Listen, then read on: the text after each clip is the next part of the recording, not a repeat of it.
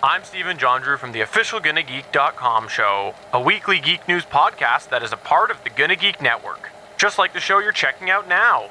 Shows on the network are individually owned, and opinions expressed may not reflect others. Find other awesome geeky shows at GonnaGeekNetwork.com. Stand by for a brand new episode of All Things Good and Nerdy. Good morning, everyone, and welcome to episode 418 of the All Things Good and Nerdy podcast. This is recorded live on Sunday, September 13th, 2020. I almost said October. It's just wishful thinking, I think. Because then we'd be closer. What happens in October? Then we can talk more about a special beverage you want to talk about later, Willie. But we'll touch on that after the intros. Oh, because you know it comes out October 1st, don't you? Porn. Well, porn comes out every day. Porn comes out every minute, so we ain't talking anything special. Look, you didn't make any you didn't make me have to specify. I was right. Unless I'm wrong here, doesn't Mandalorian season 2 start October 1st? 31st, I thought. Okay. Wait, what? I thought it was at the end of the month. I thought it was October 1st. I could be wrong. More likely I'm fucking wrong. Ladies and gentlemen, I'm Chris. The voice you're hearing right there was one Willie D. Nelson. Joining me today, also, Mr. Anthony Bachman. The Googles say October 30th, 2020. There you go. And then our special guest joining us again after the internet pooped on us last week and said we couldn't do this anymore. Peter G, Boop. a.k.a. Sailor Poland. Welcome back. Hello, how you doing? Well, so far my computer hasn't blown up while streaming the show, so I'm considering this a win. So that virus I sent ain't working yet. Gotcha. Well, I don't watch porn on my computer, Willie. Why would I see it on here? I said it was a Bible study thing. Sure you did. Do I look like the guy that's going to read Bible study stuff? It was a West Virginia type thing for the school that you like. Please continue. Please tell me more about what this is then. I'm very curious, Willie. I'm putting you on the spot. Tell me more. Does it look like I know anything about fucking viruses, man? No, but you know what you do know about? Mountain VooDew, and you had a rant for us. So, Willie, the table is yours. Do I need to queue up Super Dick mode for this, or is it just a regular rant? No, because my Super Dick node isn't towards this that tastes delicious. It has a distinctive flavor that is what I feel is correct on my end, and they can suck a damn dick because they are wrong in it. So you just looked it up, Chris. What flavor are they saying that it is online? So the 2019 flavor of Mountain VooDew. Let me make a distinction. The 2020 is the exact same flavor. They said 2020 is a different flavor. Let me point this out. Wrong. They said 2019 was not Skittles like one Willie Nelson has theorized, but was in fact candy corn. It's not candy corn, it's straight Skittles. And that 2020, they changed the flavor, and people right now are thinking it is a candy apple or a caramel apple flavor. Nope, still Skittles, man. I can taste it, man. It's the same exact flavor as last year, and it's good. It's a good flavor. I mean, it's not an overpowering Skittles, like, oh, it's too sweet. It's like, it's just, it has that taste of it. That's all it is. It's Skittles, man. This opaque white color is Skittles. Oh my God. They're just wrong. It's not candy corn. It can't be candy corn because I know what candy corn tastes like. Candy corn tastes like honey. It no longer is candy corn. It never was candy corn. It was Skittles. Why would they specifically say it's not Skittles? Willie, so many people think it. Because they don't own the rights to Skittles. I know. And Skittles That's would sue their why. ass. But it's Skittles. And it's straight up Skittles. Willie, depending on the candy corn you get, some of it has a very distinct honey flavor and some of it doesn't. Well, I mean, that's what the flavor they're going for candy corn, is it not? Depends on the brand of candy corn. Some of it just tastes like sugar water. Not wrong. Yeah, I don't think candy corn ever really had a flavor. Right. I was going to say, like what sugar. flavor tastes worse than that? Candy corn is not bad up to a certain point. I can do it every year. Yeah, it's good. Then, all right, I've had enough of this year. Alton Brown has a recipe for make your own candy corn that I'm kind of curious to try because anytime I've tried an Alton Brown recipe, it's been pretty good. What kind of psycho would make their own candy corn? People don't want to buy the candy corn that's already made in the world. Why would you make more? He makes random weird stuff all the time on TV. Yeah. I want to try his. Did you ever try his method for cooking skirt steak? No, but I've heard it comes out really good. You know what? One I seen as him, one of his YouTube videos he had when he was like not doing good eats was before that. Yeah. The revitalization of it. He pretty much puts it straight on the charcoal. And it cooks it for what, a minute on each side or something like that? And then just pulls it right off. So yeah, a couple pieces come with it, don't worry, just knock them off and you're good. It's just going to add to the flavor. You gotta remember, this is the same man that collaborated with the Mythbusters to make Thanksgiving dinner in a moving car by putting different pieces on different parts of the engine block. He's got a very creative way of making things. And it actually looked pretty good when it was all said and done. Yeah, the skirt steak looked the way he did. I was like, you know what? I trust him. I want to try this, and I trust him. I would trust Alton Brown when it comes to cooking. Until then, let me try some of this Skittle Water. Hey, be glad. I don't know if you remember. Skittles. I think it was like 4 years ago. Mountain Dew was actually trying to test a new flavor called Doritos. Doritos flavored Mountain Dew. We're good. We're done here. A guy on Reddit actually had pictures. They had a tent set up on his college campus, giving out free samples of it. Well, that's the place to do it because a bunch of high college kids are going to think that Doritos is the greatest thing ever. Oh, no, they rejected it. They're at least going to be willing to try it. I don't know. What time of day was that tent set up? Was it like 10 o'clock? Oh, that's why. If they'd been there in the evening, they'd all be like, this is awesome. I mean, hell, every year we have something called a brew fest that's hosted by one of the local radio stations. And the year I went in 2008, they had something called Mountain Dew Brew. And it was just fermented Mountain Dew in a beer. It wasn't bad. I tried it. Mountain Dew is supposed to be a mixer for moonshine, so that's just returning to its roots. Moonshine's very different than beer, though. Yeah, what didn't taste like overly sweet or anything. It was just like, yeah, it's all right. It's a Mountain Dew that's a beer. And you're not supposed to mix lime with Bailey's Irish cream either, but people do it anyway. Okay, that's a good point. Colossal amounts of money are won and lost every day wagering what load of bullshit the American public is going to buy next. It's like, hey, we have NSYNC and we have 98 Degrees and we have... That's where you go. You went NSYNC and 98 Degrees, not Backstreet Boys. He goes straight boy bands. Well, no. The fact you went to 98 Degrees, that's where I'm going. Maybe, hey, don't shame people. They might like Nick Lachey. Maybe that's why they go there. I'm not shaming you. I'm just surprised. Like, yeah, NSYNC and... Wait, he's going to say Backstreet Boys? 98 Degrees. What? I completely forgot Backstreet Boys existed as I was running through that. Oh, God. I completely forgot about them. What was that MTV movie that where it was like a parody of like a boy band? Oh, my God. It was a long time ago.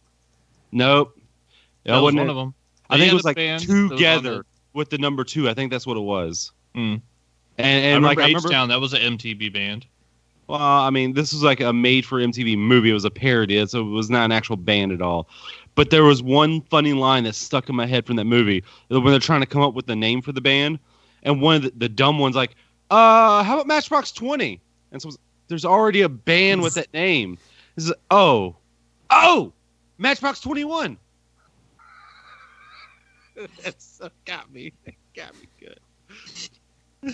Doesn't sound like it was Spinal Tap, so... Yeah. If you're going to do that kind of thing, do it right. You got to commit to the bit. All of our knobs go up to 11. Mm-hmm.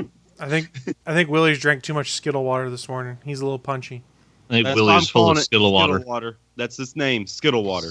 Well, you guys are catching on to it. In about 30 minutes, we're going to get a call. He's on the roof again.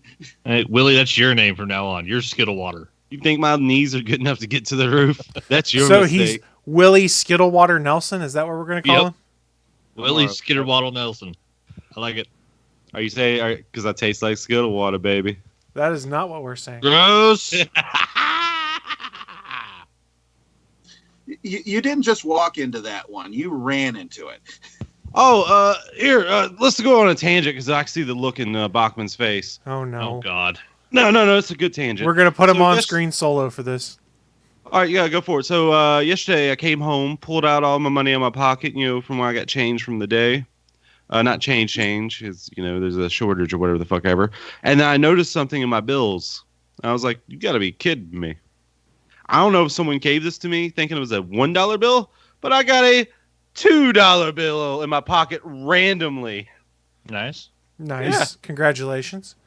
I was like, it's like, because I mean, sometimes I have done this in the past where I went to a bank like before a vacation. I got like $50 in $2 bills just to see if and you use it on vacation, see if anyone would be like, wait a second, these don't exist. So I was waiting for someone to say this isn't real. Like the fuck it ain't. It's a $2 bill. You never heard of it? Happened to me at Walmart. The cashier actually called the manager over because she thought I was trying to pass funny money. Oh yeah, that's always. Did you inform the manager that the cashier was too stupid to work a register? I No. wouldn't go that far. I can understand it. If you work a register, you should understand what denominations of bills exist in the fucking world that you're working in. Otherwise, you're a fucking moron. In the world you're working in, you mean the country, right? No, I mean the entire world. You should know what fucking denominations exist. Man, I don't know what a fucking loony or toonie looks like, man. They look like slightly bigger than quarters, not quite as big as 50-cent pieces. And loonies are called loonies because they have a loon on them. That sounds loony to myself. But anyway, yeah. But I mean, I wouldn't be like a $2 bill. Like, who even hears about a $2 bill anymore, man? Your age, man, I understand it. My age, I understand it. But I mean, like, you know, it's people who are cashiers now, like, you know, younger. Like, I'm not gonna be upset at them. You really want to mess with someone who used those gold presidential $1 coins, and people look at those and go, "The hell is this?" Because you don't see them very often. You remember the Sacagawea? Yeah, you don't see those very often either. Yeah, I've seen the Sacagawea. I never even saw the gold presidential ones. We had them in I the. don't think I've ever seen them. I've only run into them because I needed change, and one of the vending machine rooms at work had a change machine in it, so I put $5 in to get change, and it gave me like $4 in golden dollar president coins and then 4 quarters. And I was like, huh, I didn't expect that to happen. And that was the lesson learned, was that if I wanted presidential coins to go use the change machine at work, I didn't really want presidential coins, mind you. It was just kind of an interesting moment there. And then I spent them somewhere, and the dude at the gas station was like, the hell is this? I'm like, it's a coin for $1. Can I have my hot dogs now? Hey, see, Bachman? Sheets hot dogs, You 2 should for know what $1. Hot dogs. Sheets hot dogs are 2 for $1. Willie knows what I'm talking about. Mm-hmm. And they're not bad hot dogs. Put some sauerkraut on there. You good to go. They charge you man. extra for sauerkraut, though.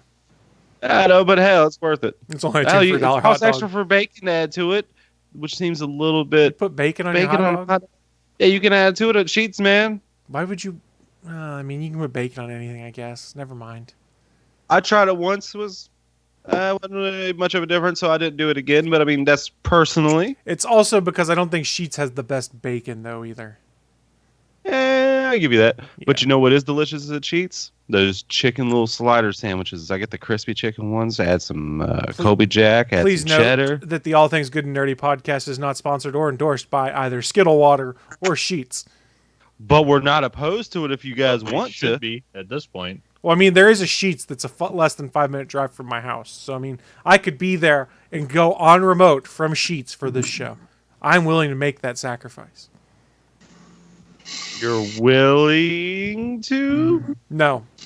Yeah, until people start coming up behind him and trying to get on TV, and then he'll be regretting the decision for the rest of. It's going to be better than anything I would say. All right. I don't think we've ever said this. It's before better about the content than Sheets. what I bring. I think we haven't said this about the Sheets, Chris.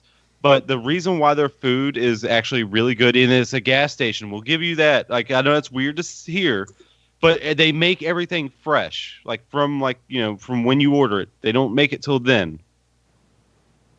So that should add to it for you guys. I mean, they kind of make you see why it's actually pretty damn good. And I'm saying, best fast food fries that I've ever had. It is the best gas station food I've ever consumed in my life.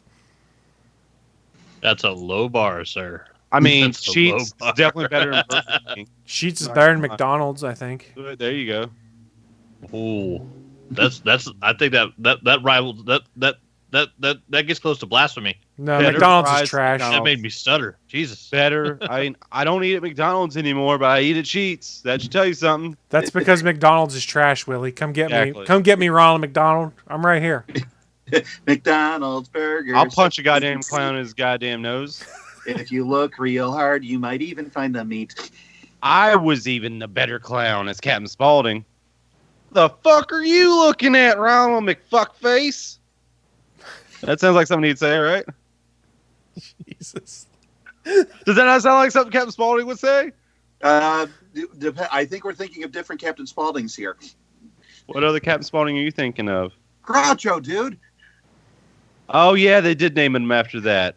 I've never seen any of those. I mean, I am only... Okay, turn in your B-movie card now. You do not deserve it. Yeah, you just got your card taken. I never had a card. There's a reason for that. Jesus. Wait. What movies would I have to have seen to get this card in the first place? Minus the one we just mentioned. That on. ranks right up there with. There was a comic strip called Dork Tower by John Kovalik. He lives in Indiana. It's about role-playing game nuts, and there was this one that was based on a true story where the central character Matt has just come out of seeing the movie Lord of the Rings, and he's hearing these two teenagers talking. It's like, yeah, Lord of the Rings was a great movie. Yeah, but you know what? That Gandalf was such a ripoff of Obi-Wan. You just kind of wait, what? And they're actually discussing the movie as a ripoff of Star Wars. And he's like, okay.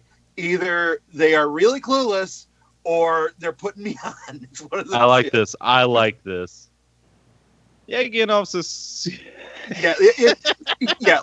Look up Dark Tower. It was some of the funniest stuff. You didn't even have to be a role playing gamer to get it, but if you were, Matt, who's the dungeon master, he had converted Lord of the Rings into a role playing game. Matt Mercer? No, just Matt. I don't think they ever established his last name. Never saw that. Whatever that's from, was it? The other people in his party were Ken, Carson, and Igor. And Igor was the role playing gamer who took things way too far. So they start setting up to play Lord of the Rings as a role playing game. And Carson, I greet my fellow travelers. And Ken, I ready my rations. And Igor, I killed Gandalf. You do what? Well, once we kill him, the ring is ours. And we can do whatever we want, right? Ooh, let's gut Gandalf. You're gonna gut Gandalf the Grey? Yeah. I'm not an expert at how D&D works, but I'm pretty sure you can't just say, I kill that person.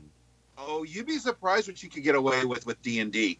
If you have a dungeon master who has a nasty twist of mind, here, definition of wish twisting. I want a castle. You're dead. You could do it better than that, and just it falls out of the sky on you. I mean, there's better ways to twist a wish than that. It kills on impact. That's here's not clever. It's just it doesn't have to be. It's better if it is though. I need to get off, man. Give me the way to get off. Rule number 1 of D&D: the dungeon master lies. Rule number 2: whoever buys the pizza lives. God damn it, what are these people? It's not the DM versus the players. You're all trying to make a collaborative story. You see, like you said, you don't know anything about D&D. I said I don't know much about it. I've tried it, and every time it kind of fizzles out after like 2, 3, maybe even 4 sessions. So I'm like, I can never really get into it. The times I have tried. It's not my fault. I'm there. I do the effort. You poor sheltered soul. Just like my sex life. I show up, I do the effort.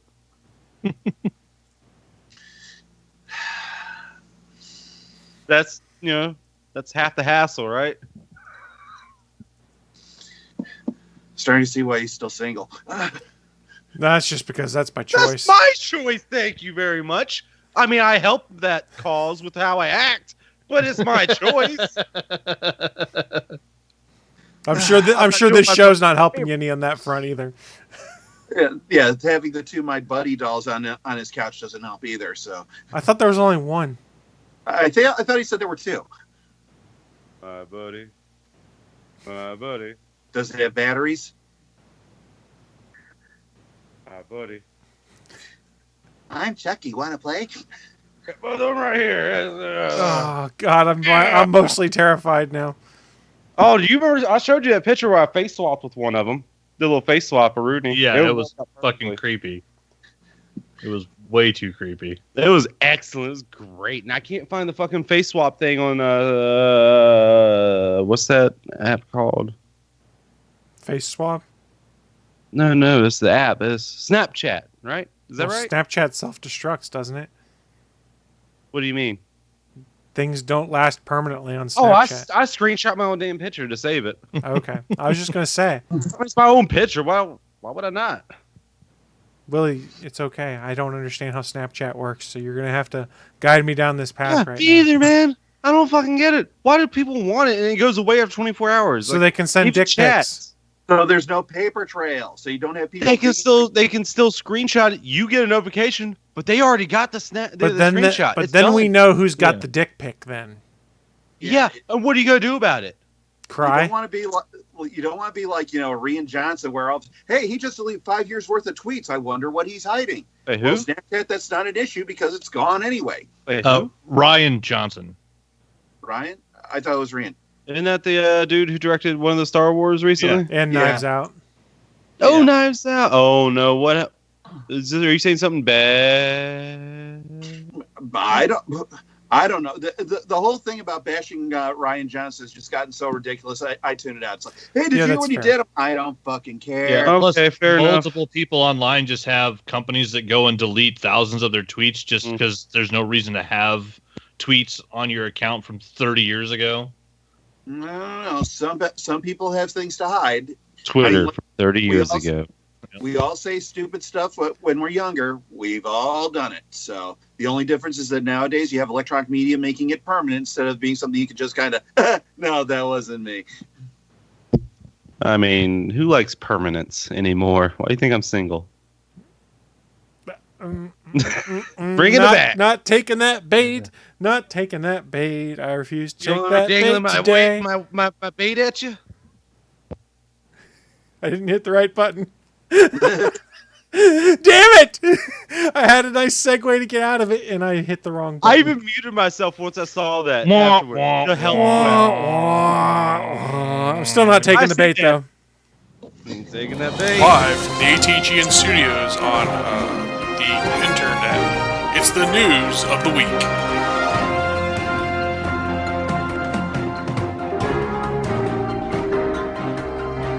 Welcome to the News of the Week. It's that part of the show where I express my disappointment for how I screwed up starting the News of the Week to begin with. Damn it, I almost had it. But in all seriousness, this... Shut up, Willie. This is where we... I blame Skittle Water. I blame the Skittle Water also. I got too This is distracted why I talking love about it. This is why I love coming on this show. It's the professionalism. We've never been... fucking right, it Don't you ever accuse us of being professionals, sir. That's the most offended I've ever... No, not really. No, we're professional when we have folks on talking about their Kickstarter projects, because that's what it calls for at that point in time. And side note, 2 of those projects are closing out within the next week, so if you haven't had a chance yet, go check out the OZ and the Fire Within. You can look on the ATGN Podcast Twitter account to find the recent retweets from both accounts. And they're both funded, so they both will be made. Stretch Help them go goals, hit yeah. some of their stretch goals. We're this close to the enamel flying monkey pins for the OZ. I want a flying monkey I pin. want a flying monkey pin also. Everyone's like, "What are you guys talking about?" Well, go back 2 episodes should've or listened. 3 where we talked to David, and you can find out all about the OZ and flying monkeys and things like that. It's going to be absolutely delightful. Absolutely delightful. But we're here to talk about news of the week. Peter's wanted to talk about some news for a while now, and we've had issues because we've been booked up, and then the internet blew up on us. So I'm going to let you get first crack now, so that if something does blow up, we at least give you your chance to talk about the news story you've wanted to talk about with us for 3 weeks.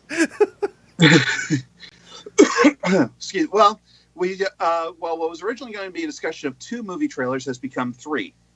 Because originally I wanted to discuss the Batman trailer and the Suicide Squad trailer from DC Fandom.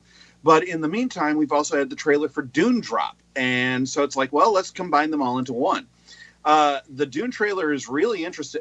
It tells you something about me that I see the trailer. I'm like, but if there's no Virginia Madsen and no Sting prancing around in metallic underwear, what's the entertainment value of it? But Dave Bautista in battle armor. He Well, I wears mean, a shirt? What about his he sensitive actually nipples? has a shirt on. Thanos I and share Poe his pain. Dameron in battle armor. Listen, I did a fucking marathon or a fucking 12K, whatever it was, and I just walked and I smoked, and my nipples still chafed. There was blood. It's a thing. I understand Drax. He's right about that. I'm so sorry. I'm so sorry that I made the joke. I'm so These sorry. nipples right here. You should be. Stop it, Willie. Nobody I wants to can't see it that. through the hair. Nobody I got all wants the to see hair that. there. The nipple. I No. feel like fucking Jim Carrey and the Cable Guy. Nobody wants to see that, Willie. Yeah, keep America beautiful. Keep it down, will you? That's what I tell the girls. You got to keep it. Sorry. So, but you got to keep in mind, I didn't think the first Dune movie was that bad. I thought it was extremely compressed. I mean, they didn't have all the time in the world, so the first part was kind of rushed. If you didn't pay attention, you lost the plot. But once they got past that and actually got to Arrakis, then it had more room to breathe and be better. But this, I will admit, this does look intriguing, especially because I can see differences between that and Lynch's movie, and I can identify the scenes. And I mean, it looks interesting. I'm willing to give that one a shot.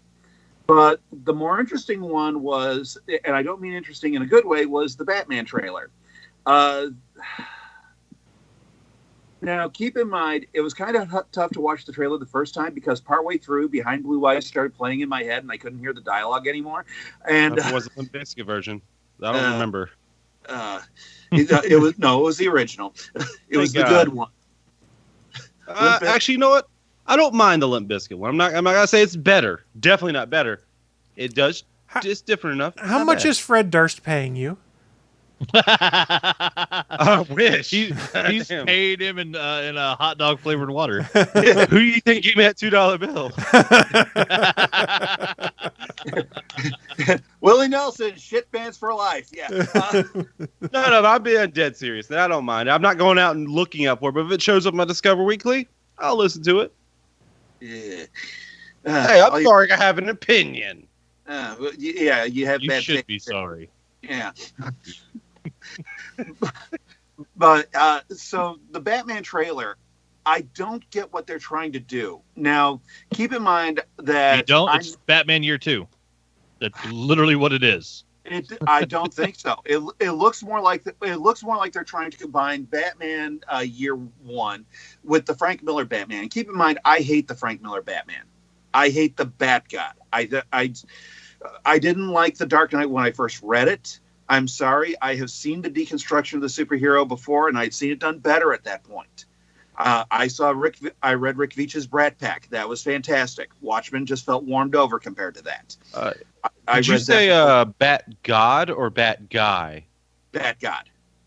Because The Bat when God? when he started wailing on the guy and then said, "I am vengeance," I'm like, oh, come on. The trailer just feels like a guy who was told, this is what a Batman movie has, and he stitched it together into a flick. It doesn't feel... It feels like they're trying to do the Joker approach of going off script. But, I mean, it's like a Walmart version of David Lynch. It's all industrial and noirish. And the Riddler's not supposed to be a mass murderer. The Riddler is supposed to be squaring off with Batman because he's his possible equal and he wants to test his intelligence. He's like a less psychotic version of Hugo Strange. This doesn't seem to be working. When he takes off the cowl and it's like his eye makeup is running like tears and stuff. It's as bad to make fun of things being emo as being emo is nowadays. But still, this just felt like trying too hard. And the dumb thing is that we had the Suicide Squad trailer, which was just a list of characters and who was playing them. I was more interested in seeing the Suicide Squad, knowing zilch about it. That got me more interested in the movie than the Batman's trailer did. And Nathan Fillion. I'm more interested in Sean Gunn as Weasel. That looks like it's going to be hilarious. That too. James Gunn has Weasel said me that, up, Daddy. Well, Sorry, I apologize. Willie's a furry. Willie's a furry. This guy's creepy. Whoa! I have sex with furries. I am not a furry myself. Don't you put that bad juju on me? Is furry, not a furry. Yeah, Willie is furry, not a furry. You're Thank correct you. there, Bachman. Thank God, appreciates that. No, comparing James Gunn, who we already know can do amazing things with nothing, because he gave us two of the greatest sci-fi epic films ever with characters that nobody at Marvel cared about at all, and also no comic fans cared about. Nobody cared about those characters until James Gunn made the Guardians movie. And anybody that says they cared about those characters is lying. Because I was a Guardians of the Galaxy fan, and guess what? the Guardians of the Galaxy comics didn't have any of those characters in them. He made a whole new team. All of that was James Gunn. We know James Gunn can do amazing things with garbage. And he's taken some of the weirdest garbage DC characters ever, and he gets to make a Suicide Squad. So we know it's going to be awesome. But it's not a fair comparison because Matt Reeves is giving us a trailer based on less than 20% of a film that's been filmed. And I love the fact that he pummeled that dude on camera in a single shot where they didn't cut away 9 fucking times. He literally walked up, grabbed the dude, beat the fuck out of him, and then stood up and dropped a scary line that scared the other guys. It was awesome. The fact that his eye makeup is there when he takes his mask off fucking makes sense. All this goddamn magical mascara that disappears when motherfuckers rip their giant, 1989 plastic cowls off their head never fucking made sense. So at quick side note, that was one of the things that really tickled me was Stephen Amell's comment on it was like, yeah, I make up things true or something to that effect. Yeah. Because he had to live that life for 8 years with the raccoon face. So many videos from his trailer on his Instagram with the raccoon makeup on. Like he did that, 200 times. He lived in that shit. Yeah, the eye makeup, yes, has to be there, but it looked like it was streaming down like Tammy Faye was having a crying jag. I more assumed it was just because it wasn't really exactly water safe and the dude's probably sweating his ass off was the aesthetic they were going for. Yeah. That was my assumption. I don't know. I think we have very different opinions on the Batman trailer, whereas I was more excited for it because it's different than what we've seen before, and maybe I'm just a Batman mark could be part of the problem too. They've said that the Batman's insignia on the costume is made from the gun who killed his parents. Well, I don't know if that's been confirmed though, but that's that's dumb. If that isn't emo, I don't know what is. So yeah, it sure looks like it is, and that is the most emo Batman thing of all time. If the symbol's made out of the gun. All right, I'm going to say this right here, right now. This will be the greatest goddamn Batman movie ever if they just do one thing. Okay. I don't want to see his fucking parents dying yet again. Well, too bad. It's a Batman movie. You're gonna see Pearls in Crime Alley. It's gonna happen. It's not a Marvel movie. It's a regular comic book movie, which means they are assuming nobody knows anything about the origin of the characters. You can't just have a heroic character. That. You have to make sure everyone knows where this came from. And of course, if you could tie it in somehow in the third act and make it, the grand resolution of his lifelong conflict, more power to you. Look at Spider-Man. Spider-Man did it. Everyone knows his fucking uncle dies, man. That's all there is to it. It's gone. Yeah, that's the difference between one movie universe built on continuity, where information from one movie affects other movies, compared to a company that's decided that every single movie is its own separate universe. But Willie has a point, though, and it actually works here, and I can't believe I'm going to agree with you, Willie, but I'm on your side here. Spider-Man Homecoming, they didn't have to establish the whole Uncle Ben thing. They relied on the fact that people, who Spider-Man is. You're familiar with his backstory. There was a throwaway line they didn't even use with great power comes great responsibility, which ironically I had issues with in the Amazing Spider-Man movie because of how much they just bungled it to try and turn it into something else. But had less of a problem with wrong in Amazing Spider-Man, but they did it a version of it correctly in Civil War because that's where they actually had the line. Yeah. In. But if you go with that logic, that means that every comic book has to start off with a page introduction, explain the origin of the characters. I don't think it has to do that. Yeah, and that's the point I was getting at. And what Marvel has learned is you don't always have to do origin for some of these folks. Yeah, it's just all it is. They're heroic. Off you go. All it is like, they did the thing. I know. They did the thing. They did it. That's all it is. And I'm getting tired of it. I know the thing. I'm tired of seeing the thing.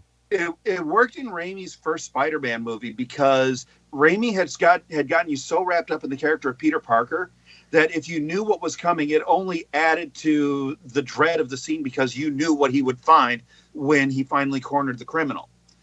But it takes a deft touch to be able to use that to build the tension with the audience and not just be, oh God, here we go again. And that's what. Well, also Raimi's Spider-Man was the first global Spider-Man since the 90s cartoon that had a huge audience. So it was the first time a lot of people were seeing the death of Uncle Ben. You got a point, but like I said, it's not necessary to know that. All you need to know is that Spider-Man is a hero and he does heroic things. You don't have to start at square No, one.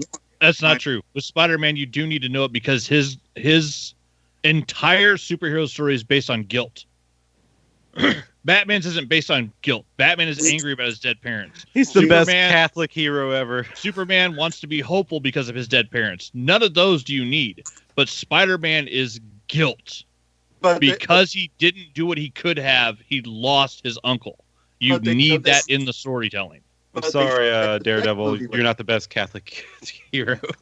But yeah, they showed that in the second Spider-Man movie where he's constantly wrestling with doing the right thing, even when it conflicts with what he's supposed to be doing. No, he wrestles with Bonesaw, man. That's the first movie. That was the first one, dude. That's the joke. That's the joke, man. Come on. And you didn't do it in a Macho Man voice, so you're fired. Oh, I'm in here. You in here 2 minutes with me. I got you for 3 minutes of playtime. Ooh, yeah. Let me go do some lines. Go quick. This is the best thing I've ever Snap done. it to a tree. No, that's not Snuck cool. up on me with a foreign object. You should have been disqualified. His appearance on Space Ghost Coast to Coast was one of the best things ever. I thought that was from Dexter's Laboratory.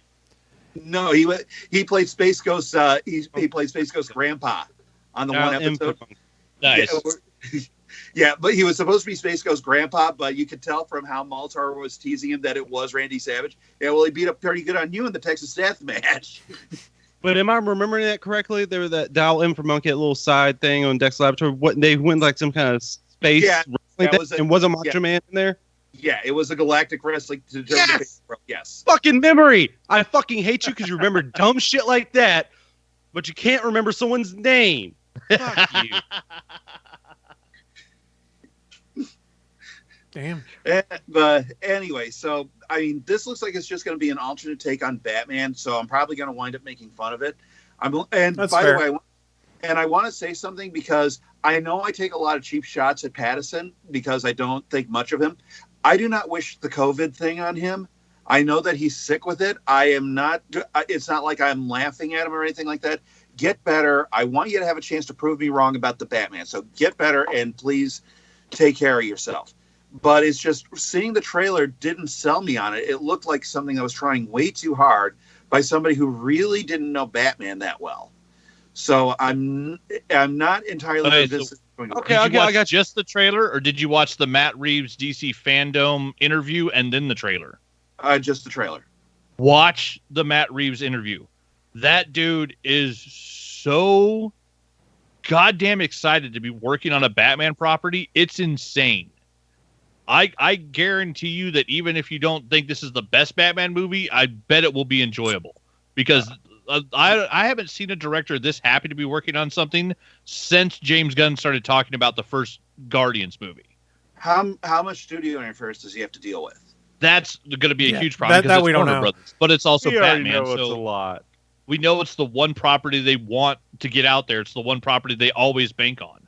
Right. Well, yeah. I mean, I go in the toy stores and stuff like that.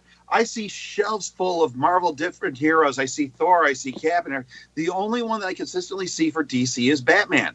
Yeah. I see Batman Lego sets. I see Batman action figures. If I'm lucky, I might see a Superman or something, but I almost never do. Whereas Marvel's got heroes out the waz, literally. Well, part of what's going on, too, at least when I was more actively toy hunting, is that the Batman stuff, there was more of it there. So, like, the Superman and the Wonder Woman stuff, there wasn't as much there. Especially when they got the new Mattel line, I think it was, of their, what is it called? The DC Universe figures. Sorry, I had to look on my wall because I've got some older ones hanging up there. But I think they changed who has that. And some of those looked really cool, but when you looked at what came out in the wave, it was like 4 Batman figures, a Wonder Woman, a Green Lantern, and a Superman. Yeah. So I was like, oh, this is part of why we're seeing it. You're not wrong. Batman is what they bank on predominantly. Did you see? I can't remember which Batman animated series it was. It was the one that lasted the least amount of time. And they had the very last episode, Mike Fall, and they were showing things like the Rainbow Batman and the Surfer Batman. It was Batman Brave and the Bold, wasn't it? Brave and the Bold, yeah. I think it went 2 seasons. Yeah. Yeah, it was the Batman. No, It's a different the one. Batman went 4 or 5. 4 or 5, Yeah, yeah. I don't. Yeah, Yeah, and I that was think- Jeff Matsuda with the reggae Joker. Yeah, yeah. I want to see it now. That's some cool stuff. Yeah, the Batman cartoon that was more like if you took Batman, put him in a Hong Kong action movie, that was the cartoon you get. It was a very action oriented. It was quite enjoyable, but that last episode with the ambush bug was just a stitch. Yeah, because that was I the have a one with question since Dietrich, you brought it up Dietrich earlier. Bader was Batman, right? Dietrich. I love that guy. Don't remember. There's Raymond another DeVille, one. Yeah, There's he another. was always talking about the hammers of justice. Mm-hmm. Was his Those hands. aren't the hammer. Stop. They There's another are in one that came cartoon. out. There's another one that came out called Beware the Batman, and it had like Katana teamed up with Batman, and I think is what it was too, which was more action oriented. But I think it only made it a season because everyone's like, "The hell is this?" It was really weird looking animation. I do have a question for you, Peter. Oh yeah, that was the one that was like CGI, right? Yeah. Yeah, Since that you only said- lasted one season, Mm. 2013. Oh, I don't remember that at all. Yeah, it was there and gone real quick. All right, but my question for you, Peter. You said this movie seems like it's trying too hard. Mhm. That it cannot be trying as hard as what Teen Titans did with that one scene of Robin just going "fuck Batman." That was trying way too hard. You And- like that? and- didn't you? and apparently "Fuck Robin was like- Batman." Was a whiny Russian gangster. Look, Batman. I never said Batman. Yeah, you said he wore like a cape and a thing. It's like Batman, right? I never said Batman. Yeah, it's when with the New 52 Batman, as short as that lasted, there was one issue. I don't remember which issue it was, but there was one issue where they were in their civilian identities. It was Batman, Robin, Red Hood, and Nightwing. There was Damian Wayne, and they went to a restaurant called Bat Burgers. And Oh yeah. would you like those fries jokerized? What? And Red Hood, because it's some kind of spice or something. And Red Hood is, I know I probably shouldn't after the whole crowbar thing, but I do love me some jokerized fries. And Oh. Damien's complaining about how lame the toy that came with his Happy Meal is, and when Nightwing threatens to take it away, no, it's mine. And Bruce Wayne, meanwhile, he's cutting up his burger before he eats it with a knife and fork. It was one of the funniest things I ever read. The only issue from the New 52 run of Batman that was better was the one where Batman and Selena Kyle went off on kind of a romantic trip, and Damian took over as Batman. It was in one of the annuals, and it was a scream. Was that Tomasi that wrote that one? Yes, it was. Yeah, I was gonna say that sounds like. Oh, it was brilliant. I'm reading. I'm like, oh, this is what you call commitment to the bit. He knows what he's doing. Yeah, the New 52 version of Batman had its ups and its downs. I still think the White Rabbit was one of the dumbest things that they ever came up with, especially because given that, yes, Batman is supposed to be more grounded, but there are paranormal elements in there, like with Clayface. You think he would have figured out what was going on. But no, the writer got canned, the story got truncated, and now it's only people like me who make fun of these things that remember the White Rabbit. It got real trippy there for a while, though, too. Especially, I really enjoyed Scott Snyder's work on it, but there were some moments like, what the crap is going on? Now, I still ended up enjoying it when it was all said and done because Snyder and Capullo are a dream team, and anytime they work together, I'm going to probably want to read it. But I still remember being like, I'm on board, but I don't think I get it yet. And then it was like 2 issues later, I'm like, there's the payoff. Okay. You slow burned me. Yeah. See, for me, Batman is like Teenage Mutant Ninja Turtles. There are so many interpretations of them. It's like, okay, if you don't like this one, just sit tight. There'll be another one coming along That's before fair. too long. And then, if So- you want to, there's a Batman versus or Teenage Mutant Ninja Turtles versus Batman movie that is I've not got good. it. It's not Really- good. No, Not bullshit. good. They can't decide whether it wants to be for kids or for adults because they keep pulling their punches for adults and they try and go a little too far for kids. The only thing it didn't do that was in the original comic story was the time element. Other than that, I thought it was great. And yes, I'm one of the people that says Batman is a ninja. So seeing him square off against ninjas, Whoa! That Batman Ninja movie was terrible too. that I will agree with. That I Yeah, will- he lands in feudal Japan, a bunch of shoguns with a Joker mask on, and he goes, "Who do you work for? Are you fucking kidding me? The world's What master greatest do you fucking detective." The world's greatest goddamn detective. Huh? Who do these people work for, I wonder? Fuck off with that bullshit. Yeah, Batman Ninja was bad, but Batman Ninja Turtles was great. I own both of them over there. I think Batman Ninja might even in the steel case. God damn it.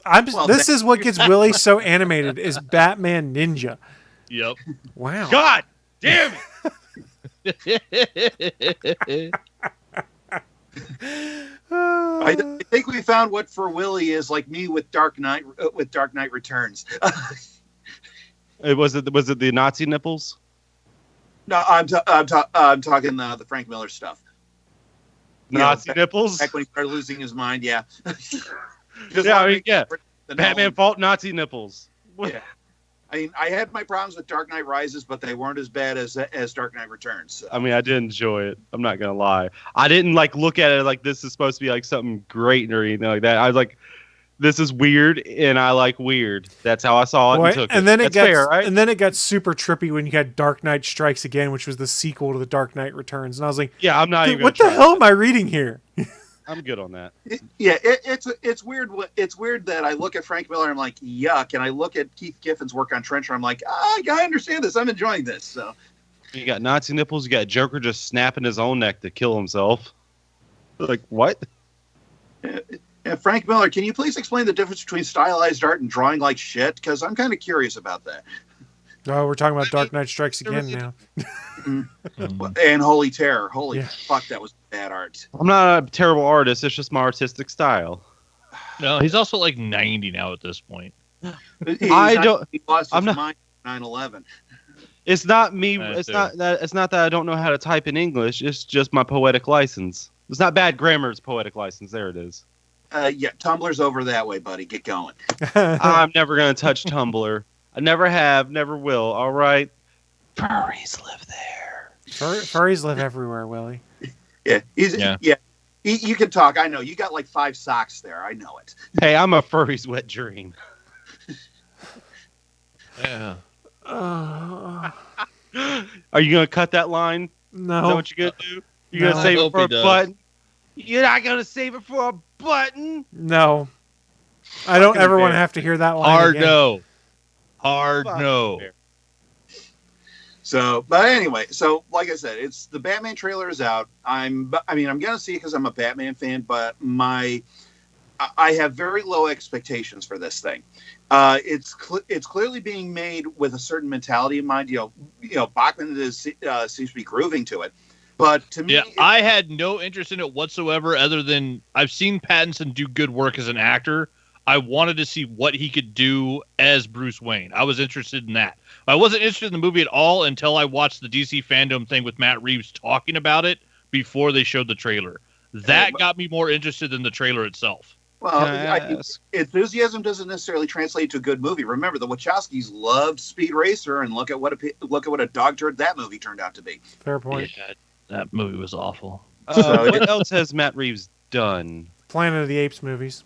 Yeah, he did those new Planet of the Apes, the War for the Planet of the Apes. Did that? No. He did one of them.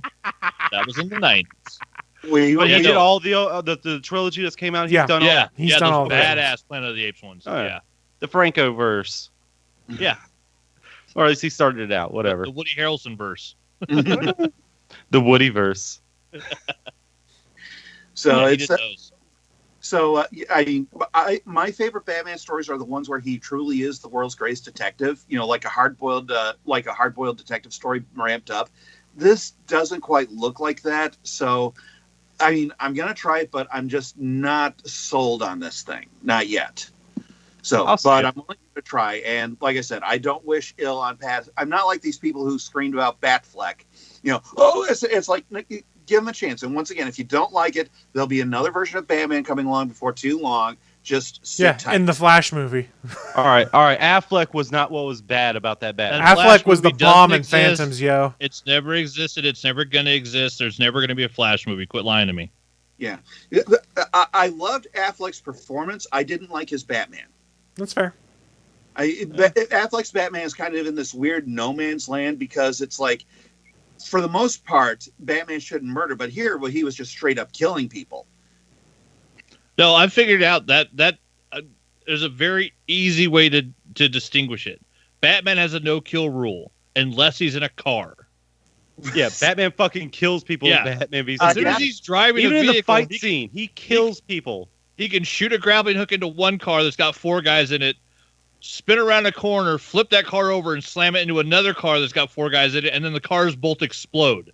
It's fine that those 8 people die. Even Batman better, shoots he them. lands the Batmobile on the back end of a semi-truck where he knows people are shooting out the back of it. They're standing. He knows they're standing there. He just lands his fucking Batmobile on the end of it, and it crushes them. They're dead. Batman Returns. He dropped the grenade right in front of the goon and smiled before he got away and it blew up on him.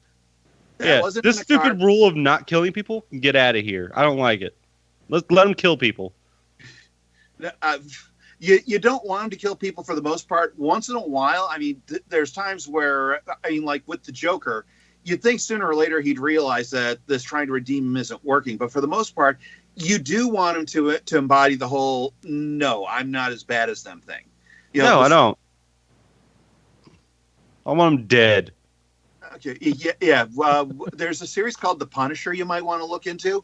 Yeah. I know the picture is like, It's there's a picture of of Batman going, if you kill a killer, the number of killers stay the same in the world. That's why the Punisher goes, that's why I kill him en masse, motherfucker. That's why I kill more than one. So the numbers go when you down. think like, yeah, it just makes sense. Yeah, I'm gonna kill myself at the end of it, but they gotta wait. It's too late. It's too late in life for me to get the Batman movie that I wanted when I was younger. When I was younger, I wanted a Batman movie that was Sam Raimi as director and Bruce Campbell as Batman. Oh, that's definitely never going to happen now. I would Yeah, have enjoyed because that. Bruce, he could have pulled off Bruce Wayne so great, and he's got the chin. That's Bruce way would have too been much Bruce? chin. Yeah, Amazing. that's way too much chin for a cow. But like He's that was do chin him to death. He could. remember the Crimson Chin from Fairly Odd Parents, and that was I know that's where I was going with that. I was But like, thinking too about no if any of these motherfuckers would know the reference. yeah, it's too late for that. But yeah, it's just I'm not overly impressed with the trailer. I have my misgivings. It looks like it's trying for a different Batman than what I prefer, so that's why I'm couching what I say, because it's another interpretation. And I just, like I said, I'm only giving it a shot. I'm just not convinced that it's not trying too hard, and it's not going to work. So That's fair. All right. I just had an idea. Now, Okay. a Batman-like character. uh-huh. He protects the city of Ba Sing Se, dressed in all green, and when he attacks people, it's like, they took my cabbages. Now I take you. I would pay serious money for Grand Theft Auto Gotham City, where you're a low-level criminal, and if you get up Arkham Knight? high enough, you get to fight Batman. Oh. Tell me that would not be a license to print money. That'd be cool. I don't know. I don't like the whole star idea. I like to just going through the storyline of it, but the star idea, I do kind of like that. I kinda like that. If you're in Gotham and you're trying to rise up, you're gonna run into Thorn. You're gonna run into Joker. You're definitely gonna run into Penguin. Yeah, you're gonna have to contend with other goons from other factions. Right, and you also have the Bat family to worry about if you get to be a big enough fish. It would be funny if you could choose whose henchman you wanted to be. If you wanted to work for the Joker's crew or Penguin's crew. What if you could take the crowbar to Jason Todd? Now, see, that's the VR game I'm waiting for. Dear. Motherfucker, people voted for you to die. Yeah, I should've spent never come back. $2. I spent $2 to off that little prick. I am still pissed. I mean, I thought they brought him back all right. He didn't mind killing people. He was a better Batman than Batman. Yeah, I've never liked the Red Hood. Fuck you. And it's Red Hood 2, isn't it? Who cares? It's a worthless character. Semantics, and I'm arguing them. Thank you. Odd Robins, even Star Treks. That's Thank all you you for need coming in to my this world. TED Talk. Exception for Star Trek 3. Which Star Trek 3 are we talking about? Search for Spock. Okay. The only problem with 3 was that it didn't have as compelling a villain as Khan. It just followed too closely, but it was still a damn good movie. You mean It was a Khan? I had to. It's dumb. It's stupid, but that's what I am, so it fits. Good job, Skittle Water. Yeah. Oh, thank you. Don't mind if I do. Skittle water, it's opaque and white. Gross. Skittles. That's straight up Skittles. So while we're talking about Skittle Water, hey Skittle Water, what news you got for us this week? Oh shit, I forgot. So Dead by Daylight introduced a new killer and survivor. Me and Bachman has played against them, and there are people who are coming up with some nicknames, but I think I came up with the best nickname for him because what his power is, I guess he's already on the ready, but when he gets done with it, he injects himself. But he's like has stuff injected. It's the blight, right? Whatever that liquid is from that plant. But anyway, he can move really fast, but he can't hit you unless he bounces off a wall and then starts going really fast again. And he activates the moving fast thing. And he can bounce off walls a lot to kind of keep the speed going up. But once he stops, he has to inject himself again with the stuff to be on the ready to move fast again. People are calling him Ping Pong, which is all right. But I think I came up with the best name ever, and I call him the Pinball Wizard. Yeah, I thought it fits. And you get to sing a little song when you say it. Oh, no, he's a pinball wizard. That's all I'm singing. That's all I'm singing. That's within fair use, right? Certain seconds. Funny.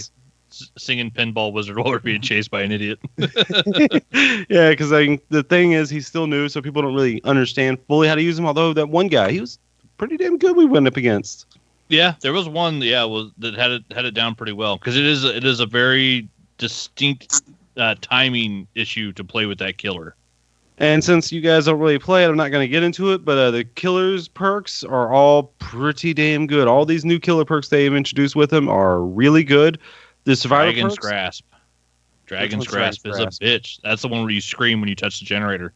Oh yeah. I've never been done with it. I've never actually got attached to it. It's a good one.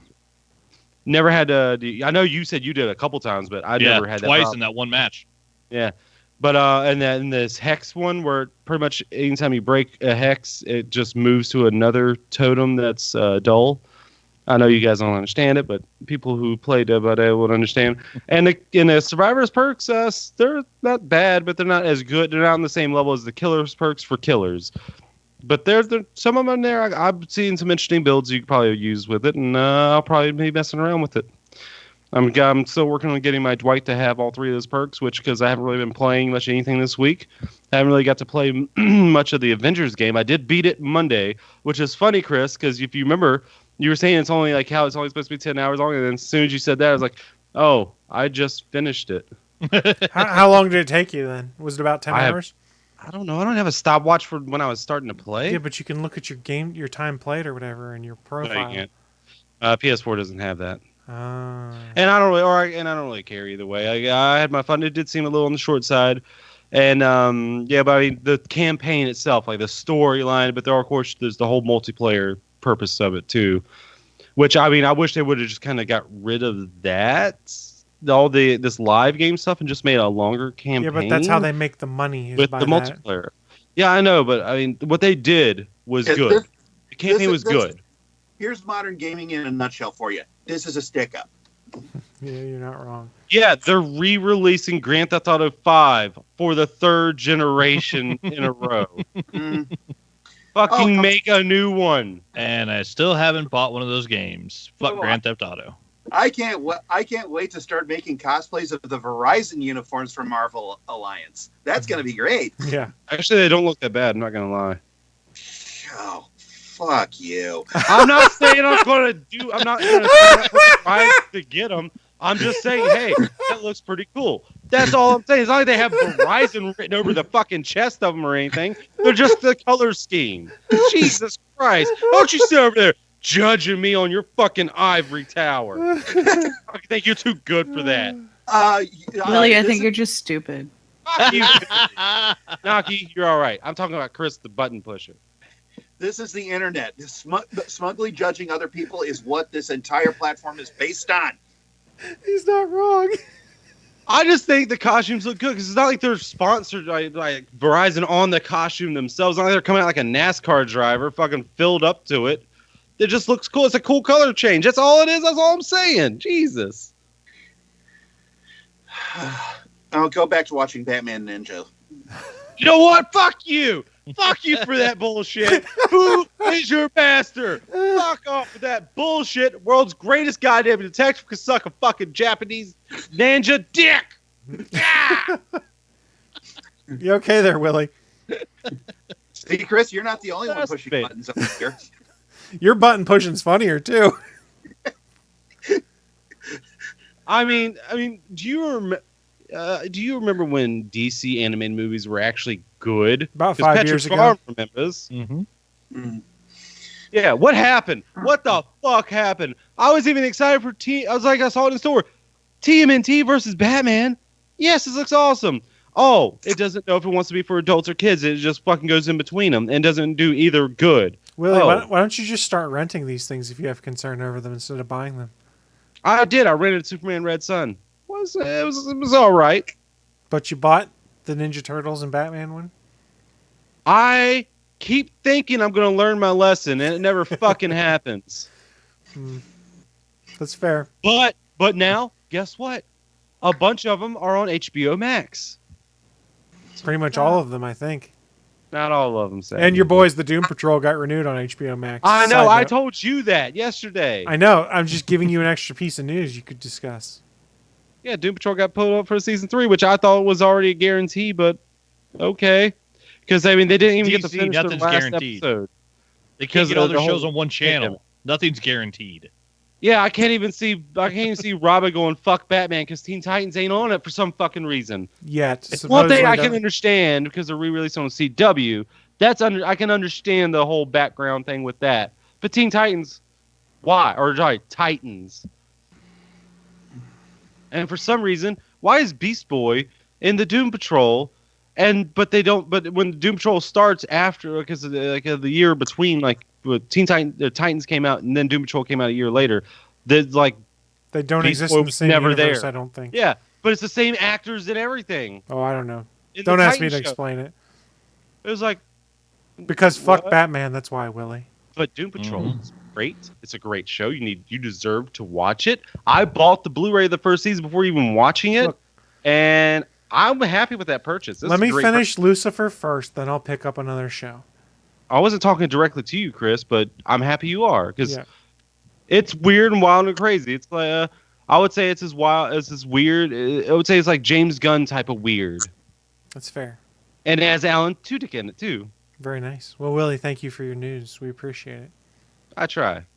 Good job, Skittle Water. I'll take that. I'll take that misnomer. I'll go next with my news, and I'm not going to go super in-depth in it, but we should probably at least bring up, because we've been talking about the console wars, and really it's more of we've just been talking about how the competition's interesting. And if none of you guys are really on the Hangouts chat that Willie, Bachman, and I have, but really it's come down to, hey, competition's good. I'm curious to see where they're going to go with things, and the moves that Microsoft's been doing have been interesting. But last week it started to leak out officially, because someone got a copy of the screen renders and things like that, the Xbox Series S, which is a lower spec version of the Series X. Microsoft gave up eventually, realized that the leaks were out there, and just had an impromptu press event and announced the release date, the pre-order date, and the prices for all of their upcoming next-gen consoles. So you can get a pre-order in starting on the 22nd. You can get the Xbox. So this is the mini fridge and then the half of the mini fridge. Yes. Right? Well, I don't even care about that. It's the fucking names. God damn it. I'm still fucking angry at these goddamn names. It's worse than the fucking Wii U. Yeah, Damn it. It should be the Xbox 2600, 5200, 7800, and Jaguar. There you go. So I'd be all right with that. Pricing wise, Series X will be $500. The Series S will be $300, but will have no disk drive in it. That's where things get interesting. Now, they will both pretty much, when you start going through and digging in to see what the differences are between the two devices, it pretty much comes down to GPU, because the CPUs are the same, and RAM differences. The intent for their Series S device is to basically allow you to consume games via Game Pass, because that's what Microsoft's real thought as their system seller is going forward is that, hey, subscribe to the Netflix of games and we'll give you a box that lets you play all this. And for $300, that's kind of a compelling price point for a Game Pass streaming device all the time. And you don't have to pay $300 up front either. Right, that was what I was going to get into next. And they have had this program for a while. I don't think I've talked about it on here, but they have what they call their Xbox All Access program, which is effectively, as long as your credit score is not in the tank, you can open a line of credit through Microsoft that allows you to purchase the Series X or the Series S and then pay it off with no interest over a monthly period. But also as part of that, they give you, or you're paying for a subscription to 24 months worth of Game Pass Ultimate. So when you go and do the math, they're right now saying $35 a month, you get the Series X and 2 years of Game Pass Ultimate. It's like $40 cheaper to buy it, 0% interest, spread out the payments over 2 years, than to buy both those things separately. It's an interesting play, and it's an interesting way Microsoft is looking at taking the sting out of a next-gen console purchase of $500 or $300 at this point in time. Does that mean a bunch of people are going to do it? I don't know, but I think it's an interesting play, and I would like to give them some credit in this regard too. They realized their goose was cooked once the leak happened, so I guess they put together all this release information like in the span of a day, because they're originally planning on doing this release this upcoming week that we were talking about. So starting on it was like the 16th was a rumored date, which is because also Sony's doing theirs on Wednesday. Yep. Yeah. So and that's what I was going to lead to next, is that all this information leaked out. There's been a lot of excitement and buzz. People going, hey, the price point's not terrible. These payment plans are pretty interesting how they're doing it. So when are we going to hear from Sony? And then it was over the weekend. We heard that Sony's doing an event, I believe it is on this upcoming Wednesday, where they're rumored to be announcing pre-order date and console release date and things like that. So while I'm still of a mind, there's really no definitive reason anyone should buy a next-gen console yet.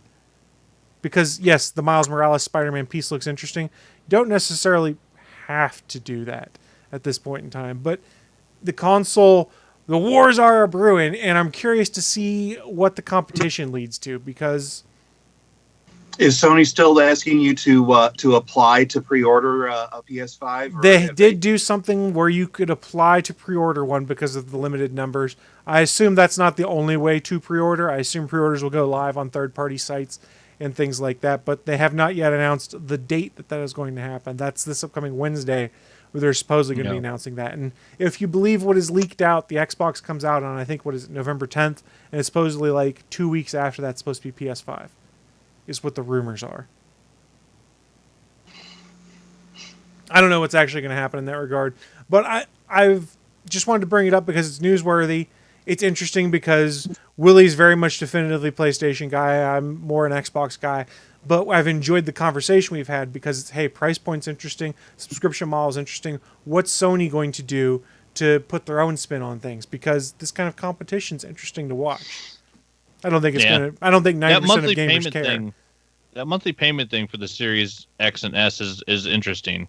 The fact that you actually save money by paying for it over a monthly fee instead of having to front load and put out $500 the day it comes out, like that's an interesting way to go at it. Well, the consoles are sold at a loss anyway. Yes, so. And I believe the Series S they're going to be losing more than a little bit of cash on to get something that powerful into that small of a container and be able to game on it. $300 seems crazy because the graphics card equivalent is almost $300 of just what's in that box. Yeah, it'll be interesting to see how Sony responds to that on Wednesday. I'm very interested because, more than likely, I mean, I've been on Sony for so long. I mean, I've had nothing but PlayStations for a good long time now, and I'm eyeballing that PS5. But yeah, it's going to be interesting to see their response. They come out the gate and say, "Oh yeah, the PS5 is $800." Well, and that was some of the rumors floating around this weekend. And granted, it's rumors. I don't necessarily trust them all the way, but I've seen it reported in a few different places, and it was that the Microsoft price point came out, and some of the Sony execs kind of went, "Oh shit," and have supposedly internally already started pushing the idea of lowering the purchase price of the PS5. So. I think some Sony execs shit themselves this week. Well, I think the interesting thing to see here, the biggest piece is going to be what the PS5 price point is. Because I think that's going to help push a lot of what happens this generation. And PlayStation doesn't have an equivalent product to Game Pass, but they do have better first-party titles. So it's just a matter of how you weigh out your options for that going forward if you want to play video games on one of those. The Game Pass is it's a game library on your PC and your Xbox, right? The version you get is Game Pass Ultimate, which gives you Game Pass for PC, and Xbox Live Gold. So you still get the games with Gold every month, too, that you can download. Yeah, so it would be a combination of the PS Plus and PS Now. Yeah. Oh, and it also now includes EA has their version of Game Pass. It's like EA Play. Starting in December, EA Play is included in Game Pass, so you will no longer have to subscribe to get that. But that's a lot of older sports games and Titanfall and the older Mass Effect games and stuff like that. It's not like brand new games. But they've made Game Pass more compelling by giving you more bang for your buck. For $15 a month, you get this entire back catalog, every Microsoft first-party game the day it launches. You get the cloud streaming on any of your devices as part of that subscription. So say your Xbox is in your living room and your significant other or your kids or want to watch something and you can't play Xbox, you can pull out your cell phone and fire up the xCloud version and play on Microsoft servers and have it pushed down to your phone. And I did do the beta for what is their Game Pass or game streaming. It's pretty solid. I was more impressed with it than I have been Google Stadia and some of the other stuff that was out there. So it's an interesting, compelling price point. I think Microsoft is trying to win the price aspect of things and arguably the spec aspect in some things. But where their biggest disadvantage still is first-party games. They don't have God of War. They don't have Marvel's Spider-Man. They don't have things like that. And they have not done a good job of making a title for Xbox that people are like, oh, I got to have an Xbox so I can play Halo or Gears of War. Those franchises are a bit old and a bit tired at this point. They have a couple of them, but yeah, they seem to be smaller franchises where they don't quite hit as hard or as big yet. Microsoft's been on God of War sold a lot of copies. Yeah, Microsoft's been buying up game development studios for the past 2-3 years, so we're probably going to see them bear fruit with this new generation. So we'll see what happens. And that's where they continue. And when I watched their last press events where they were talking about all the games they had coming out in the studios they had, which their main thing there was, and if you're a Game Pass subscriber, you get this as part of your subscription the day it releases. So you're not like, nice. And when you start doing the math, you go, oh, I can either buy 2 of these games a year or subscribe to Game Pass.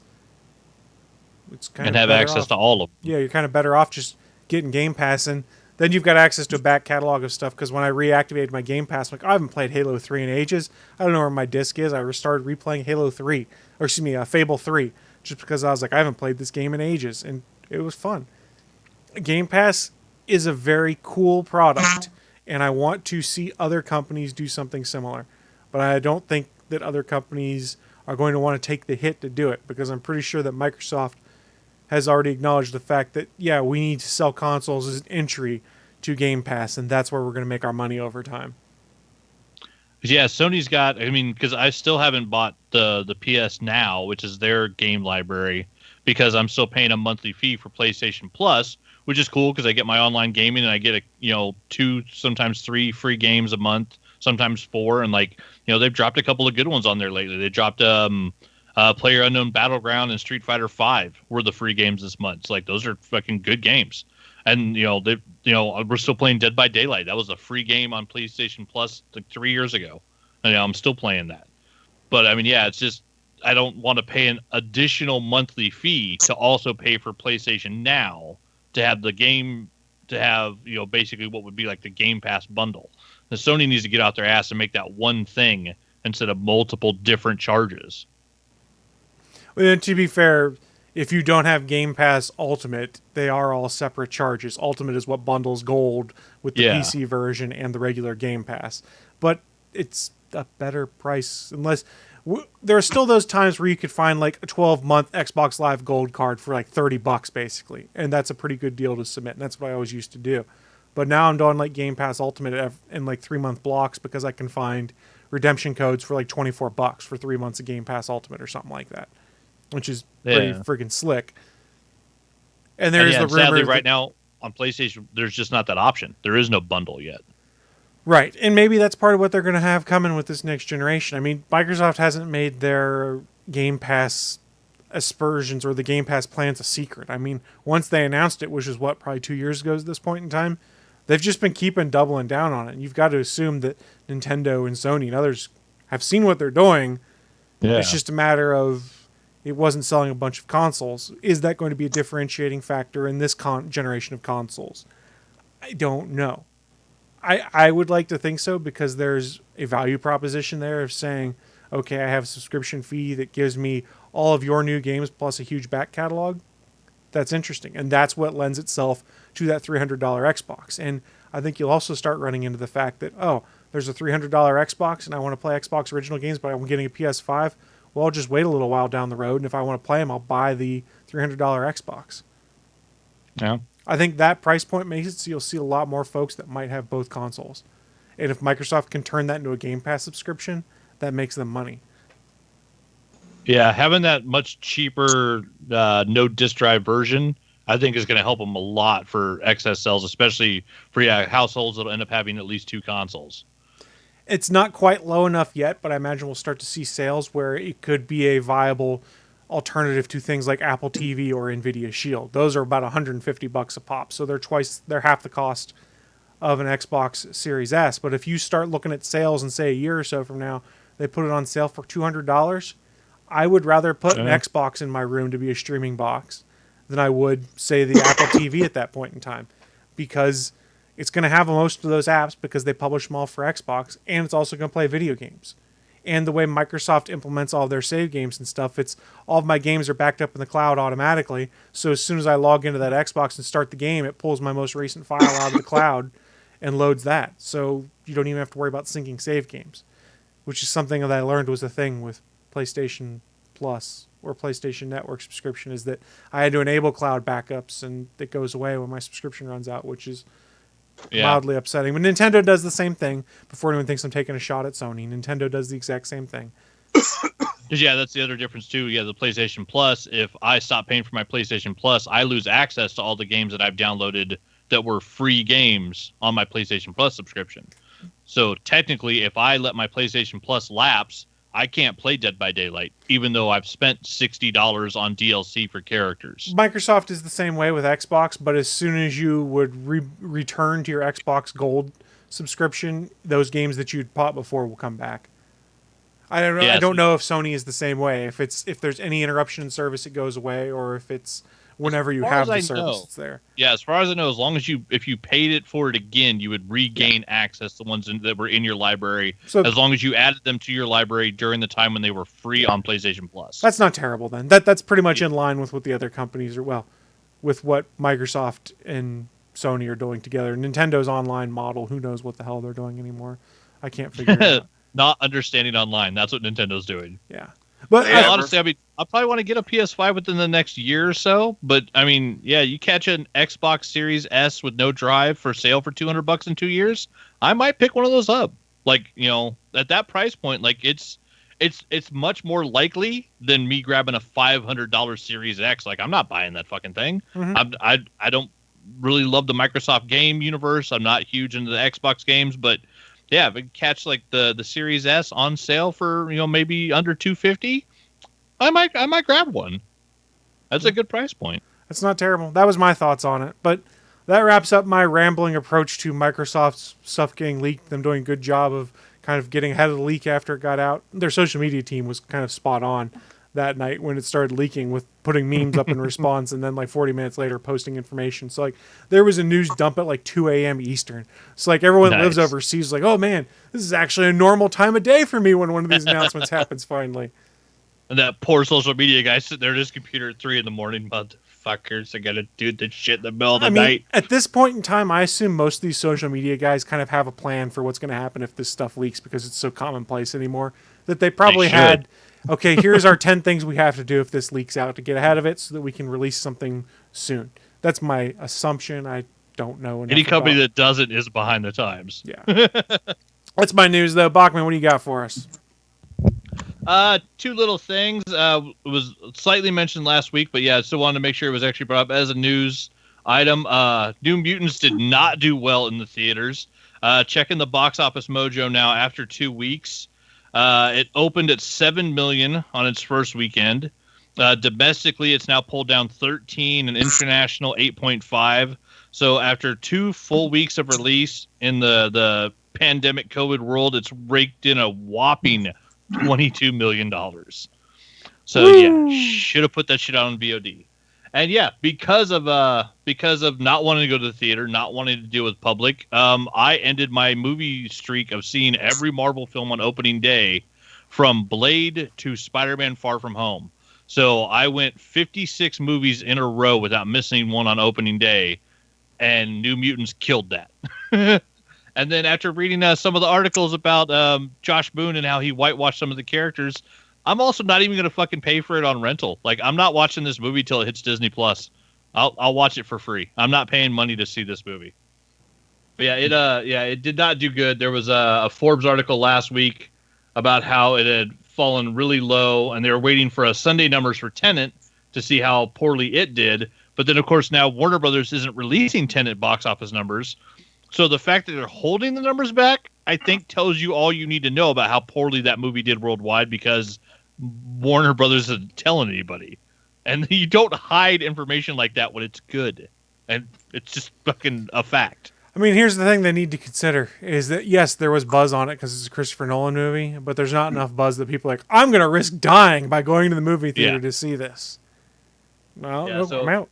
Especially when we've seen them on other things be like, yeah, it's coming to VOD early. Okay, I'll pay $20 once so that my wife and I could watch it in my house versus having to go to the theater and having to trust some jagoff behind me who decides to take his mask off, go and cough and spit all over people in front of him. No, I'm out. I ain't doing that.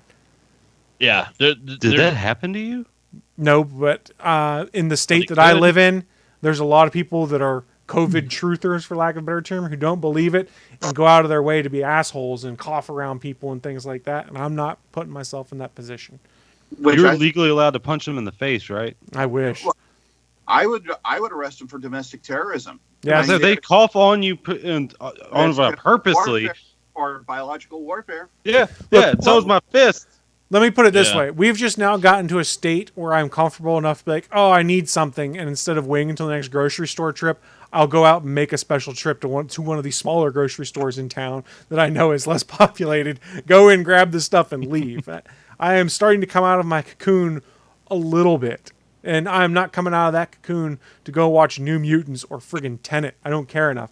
Black Widow probably wouldn't even convince me to do that. And we know I'm a Marvel fanboy. Yeah, I thought about even if Black Widow had come out like when it was supposed to in August, I think was one of the release dates. Still in November, technically. I wouldn't have done it. Well, I mean, it's been shifted like 6 times. But yeah, it's like I'm still unsure if we're going to go see it in November, because now the streak's dead, so I don't have to see it opening day. I might just wait for VOD. Like, would you brave the theater to see James Gunn's Suicide Squad? Probably. I probably would. So Suicide Squad's probably not going to be ready until sometime in 2021, which means hopefully people get their heads out of their asses. But if it was coming out next week, I might go to the theater to see it. Yeah, I would. Yeah. Nothing against James Gunn. It's more against my life. I mean, I'm seeing a lot of like cosplayers who are kind of running with this. Like, I'm seeing people in trooping in full stormtrooper armor at Walmart. There's a picture of one guy who went to the store as the Mask, complete, because he's got to wear a mask, and he's there in the yellow zoot suit and everything. Cool. I'm like, it's like, damn, dude, you don't have to flex that hard, you know. I don't see why people aren't embracing this, so especially like superhero and comic book fans. How could you find a better opportunity to embrace wearing a mask in public? Like, you can dress up for all sorts of shit right now. I've been because I have the Soldier 76 mask, but because I have a warped sense of humor, I was doing the Dad 76. So yeah, hey, I'm wearing a mask and I'm doing Overwatch. There you go. And then my other set of news was they did a relaunch of the DC fandom this weekend and unlocked all the videos again for 24 hours. And the Dwayne McDuffie documentary is on there now. I put a link in the show notes. The documentary is awesome. I watched it yesterday. It's 35 minutes long. It's not super long, but it's all about basically the effect that Dwayne McDuffie had on comics, on storytelling, on cartoons, and like all the people that were affected by the decisions he made, and like the launch of Milestone. And they talk about the fact, like Milestone's coming back from DC. If you haven't watched it, go watch it. Dwayne McDuffie was fucking awesome. The dude wrote some amazing stories. He's the one that took the 12-issue Grant Morrison All-Star Superman and condensed it into a film and made it work and make sense, which was a genius thing to do. Dwayne McDuffie was a genius. DC can kiss my Polish ass. If they were that if they were that impressed with him, they wouldn't have fired him for talking about how the process works on social media. They would have treated him with some goddamn respect. You're not wrong. DC doesn't treat hardly anybody with respect. I met Dwayne McDuffie a couple times before I was with Bleeding Cool, so I was just a fanboy. Great, one of the greatest guys in the world. And I also got upset with the fans because they were like, "Oh, you should speak up. You should speak up." So he started telling everybody what goes on behind the scenes. He got canned. Well, why didn't you stop talking so this way you kept your job? Fuckers, which ones do you want? But yeah, the documentary's up. It doesn't. If you don't know about Dwayne McDuffie, go watch it while it's still available. I guess it's 24 hours of DC fandom, so I guess it's ending sometime this afternoon. But I can't figure out exactly where because there's not like an actual timer on the DC fandom site. But for right now, everything that was up last weekend, and I think some new stuff is up now, available for free, so you can watch it. And they also put up the Man of Tomorrow premiere of the new cartoon, so I actually watched the full movie last night on the DC fandom site, which is kind of cool. It was interrupted by commercials for other DC properties, but it was basically, hey, here's our new movie for free. Is it available on HBO Max? Don't know, but I know it's Should available be. to buy now on VOD or to order the Blu-ray or DVD wherever it's available. I don't know if it's in the DC store or whatever, but yeah, they said once the premiere was over, it would be available to buy. But yeah, it was cool because they actually premiered a movie. They showed the entire thing on DC fandom. And so, I mean, it looks like this might be something where they occasionally just they lock the website and it's off and you can't access stuff. And then at certain times they'll unlock it and make it all available again. So yeah, at least for right now, you can go watch I just checked it again. And yeah, the Dwayne McDuffie documentary, if I hit play on it, it starts playing. It's worth watching. It's a good 35 minutes. Just seeing all the guys that they got to interview to talk about how he affected their lives. And a lot of it is actually them talking to his wife as well. So it's a really, really good documentary. Did they mention his Marvel work? He created one of my favorite Marvel series. So no, they only talk about. They talk about Deathlock. Yeah, they talk about all of his work on Deathlock. No, not Deathlock. Damage Control. That was him. Oh yeah, Damage Control gets a little mention. But yeah, okay. It's more. They talk about Deathlock and the people that he met working on Deathlock, and then they talk about the DC stuff, and then Milestone, and then going into not the comic, going into the Justice League and the other cartoons, and then the fact that he was literally he had meetings with Samuel Jackson, was set to start writing scripts for Hollywood when he died. The dude was at the peak of his profession and just life cut short, and such a fucking loss just for the creative world because he would have done so much more great shit. Yeah, and everything he had done was so good. And he did a lot with their animated movies too, which is partially why the quality dropped was Dwayne McDuffie passed. Yeah. And yeah, it's a solid documentary. It's probably the best short doc I think I've ever seen, just because you can tell every person they interviewed, even the ones when they're not talking about the personal stuff, you see a lot of them. They just got the eyes are just getting watery. Just them talking about their old friend is getting them teary-eyed, and it's a fucking powerful doc. It's really well made. Mm-hmm. I don't actually know who made the documentary because I don't know if they had the credits on the DC fandom. It just has information about who's in it. But yeah, it's definitely worth watching. I would say catch it while you can before they turn off the DC fandom again, and if not, then the next time they turn it on, make sure you go watch that because it's a solid doc. You heard it first. Go watch it. We encourage it. What's wrong, Skittle Water? You got a weird look on your face. I said you docked it here first. Yeah, we're going docking. Fair enough. There will be no docking. We're just going to power through and Chris agrees to it. Hey guys, it's time for us to start wrapping up the show. And as we wrap things up, there's a little segment called What I'm Into. It's our chance to share with you guys who are watching live or listening at a later date just what kind of geeky and or nerdy things we've been getting into rather, so that you might want to go check them out yourselves. And in Willie's case, I got to ask, other than docking, what have you been getting into? Just docking, that's all he's into. He's going to try sounding next week. You shut the fuck up with that bullshit. I misspoke. I said we were going to Willie. We're going to Skittle Water. Skittle Water, what have you been getting into? Thank you. And no. I only hear with my ears. I don't even think I want to know what y'all are talking about. You know what sounding is. You should Google it. No, don't Google that shit. I'm pretty sure I shouldn't. Mr. Water. Just go straight to Google image search. Put in sounding. Excuse me, Mr. Water. What have you been getting into? No. Trying to get Bachman to look up sounding on Google. I will not be opening any images that Willie sends me today. I mean, you haven't complained yet. What have I been getting into? I've been playing a little bit of Avengers, a little bit of Dead by Daylight, watching some Yuba-Tuba. Haven't really nothing really sticks out. It's been a boring week. Today is my mom's birthday, so I gotta go give her a gift, and that's pretty much all I've been getting into, I believe. Okay. No new movies, no new nothing. Just been boring old life, Willie. Drinking Skittle Water. Getting jacked up on Skittle Water. Well, thank you for sharing with us, Willie. I'm going to go next. I'll make it also pretty quick. Stuff I've been getting into. Playing a little bit of Fall Guys. Played a little bit of Luigi's Mansion 3. Watched the first 4 episodes of The Boys on Amazon Prime. It's been pretty good so far. The 4th episode's finally out? The 4th episode dropped on Friday. Every Friday is a new episode of The Boys. Every Friday. Yeah, they need just to release all every Friday an episode of The Boys and Prime Rewind Inside The Boys with Alicia Tyler, which is awesome. She is funny as hell on that show. I am also up to season 4 on Lucifer, so I'm almost caught up. I'm 2 episodes into season 4 at this point in time, so I've got 8 episodes left of season 4, and then like the first 8 of season 5 before we hit the breaking point. And they did also, side note, announce they're doing a musical episode of Lucifer, and I'm totally on board with that. Fuck yes. Totally and they showed part of it, and it looks so much. It looks like it's going to be so much fun. Since I've been playing my PS4 a bit more, I also started playing Detroit Become Human because it's been sitting on my shelf forever. And I like it so far. I also found out that I've bought The Last of Us twice because I had 2 copies of it sitting on my shelf. So, oops. Did you get your PS4 online thing fixed? Yes. Yeah, I have to turn off the advanced security on my router every time I want to do it because there's a bug in there right now. It was the router problem. That's right. And then one last thing, I did watch a documentary on HBO Max.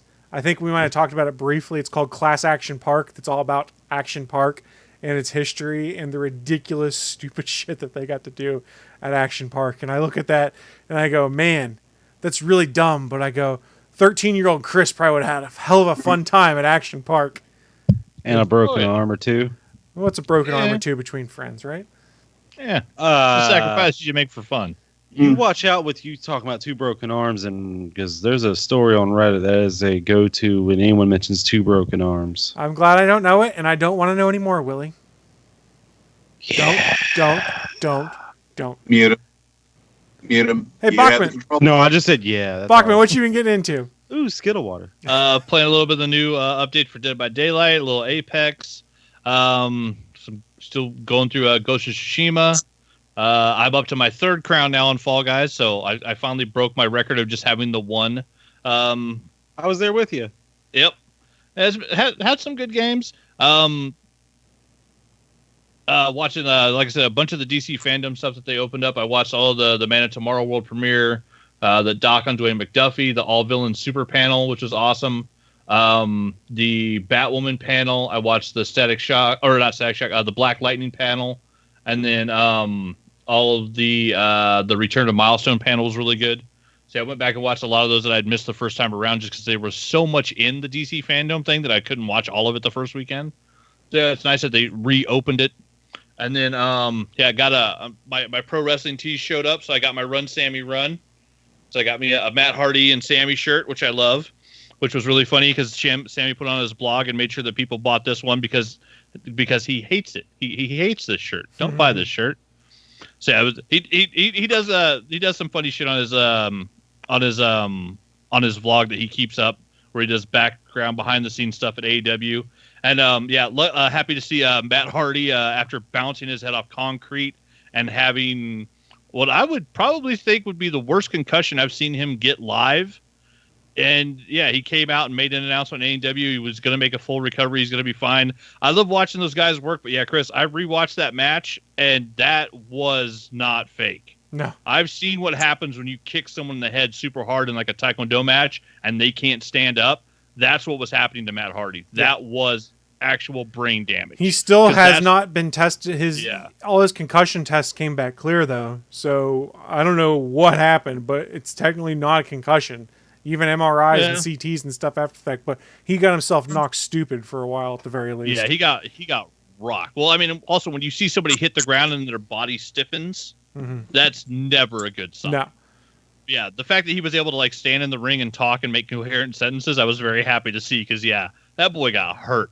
I have a feeling, rewatching that, I was like, man, this ended up being like a 6-minute match.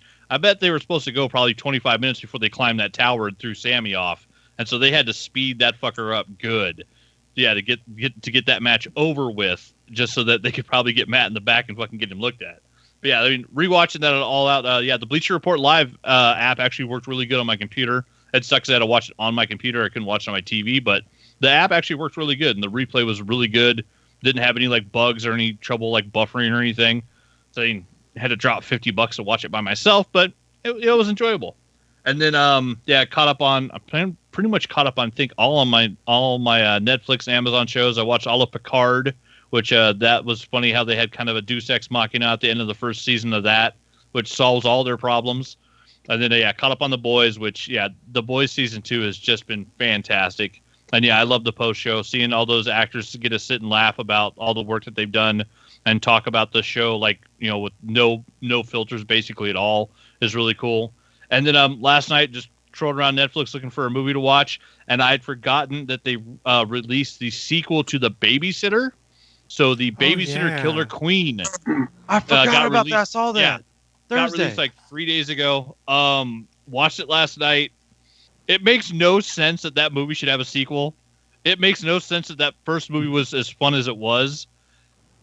Yes. And yet they somehow made it make sense that like everybody from the first movie is back and there's more craziness in the second movie. Oh yeah. Yeah. Everybody's back. Stephen Amell is back. No shirt. Or Robbie Amell.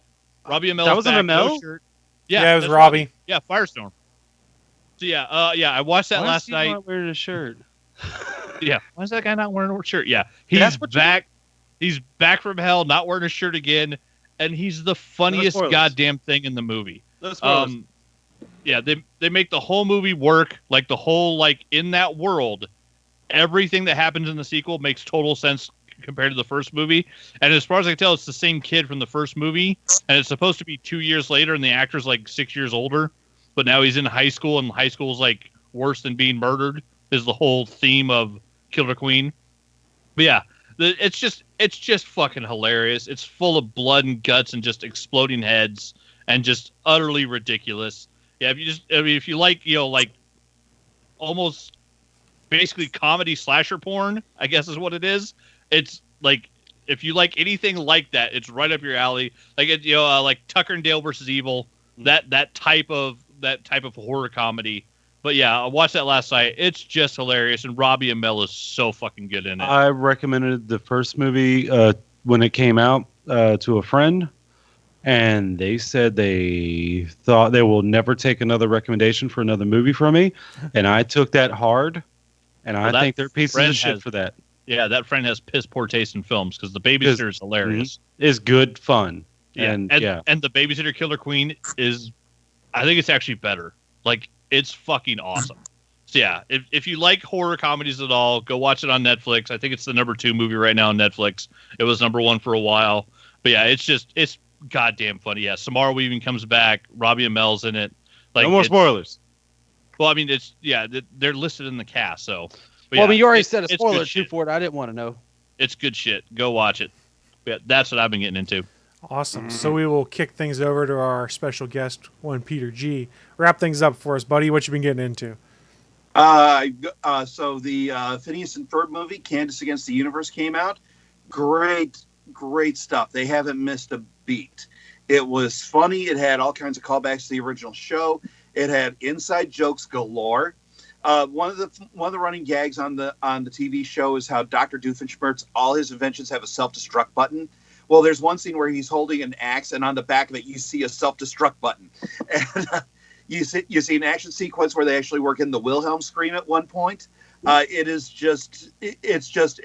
like everybody sat down, let's just go nuts and throw everything we can in here, and it was great stuff. So yeah, if you have Disney Plus, and it is the second highest user rated program on Disney Plus. It even drew better ratings than Hamilton. So please check out this movie. It is great stuff. It is wonderfully funny. There's that. Last weekend, I upgraded the hard drive on my 10.6 Mac, because when I was trying to figure out what to do with it, it's like, well, it's 10.6. That OS is over 10 years old.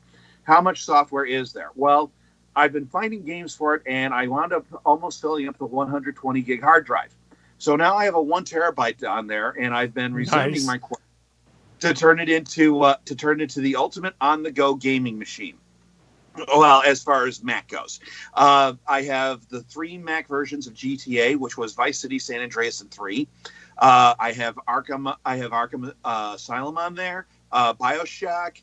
So I've just been filling this up and just going around like, oh, I can get KOTOR for only $10. Let's do that. Ooh. And so it's something else. Yeah. The other portable that I have, the Chromebook, I put wine on that, and I've been tossing games on that. And Plants vs. Zombies, thank God, finally works under wine. When it first came out, like 10 years ago, when you got to Crazy Dave, who's the guy who runs the shop where you buy supplies from, the game would crash. Well, in 10 years, they apparently fixed the code, because now it continues to run. So now I have Plants vs. Zombies on every machine I have that can run it, and I'm very happy. Nice. And other than that, I've just been brushing up. I've been trying to learn Polish, which has not been easy, but I've been going into it, and I've been actually. It's weird because I can turn on the Polish radio station in Chicago and actually kind of get what's going on.